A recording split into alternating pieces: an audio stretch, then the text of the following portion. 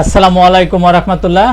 দেশের প্রধান প্রধান দৈনিক পত্রিকাগুলো তাদের আন্তর্জাতিক খবরে যে খবরগুলো গুরুত্ব সহকারে ছাপিয়েছে তার মধ্যে শুরুতেই থাকছে ভারতের লোকসভার প্রথম অধিবেশনেই কংগ্রেসকে আক্রমণ নরেন্দ্র মোদীর। তিনি বলেন 50 বছর আগে দেশে জরুরি অবস্থা জারি করা হয়েছিল, সেটা দেশের অন্ধকার অধ্যায় ছিল, গণতন্ত্রের উপর কালো দাগ, আর এখনো সেই অধ্যায় নেমে আসবে না এ দেশে।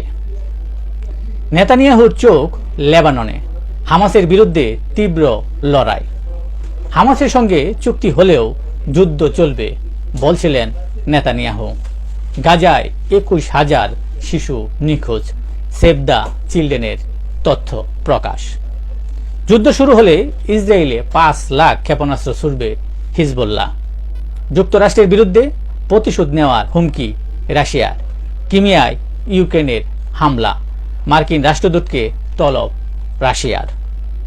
রাশিয়ার দাগেস্তানে জোড়া হামলায় যাজক ও পুলিশ সহ নিহত 23। জনগণকে শাস্তি দেওয়ার অধিকার চীনের নেই বলে মন্তব্য করেছেন তাইওয়ানের প্রেসিডেন্ট লাই চিং তে।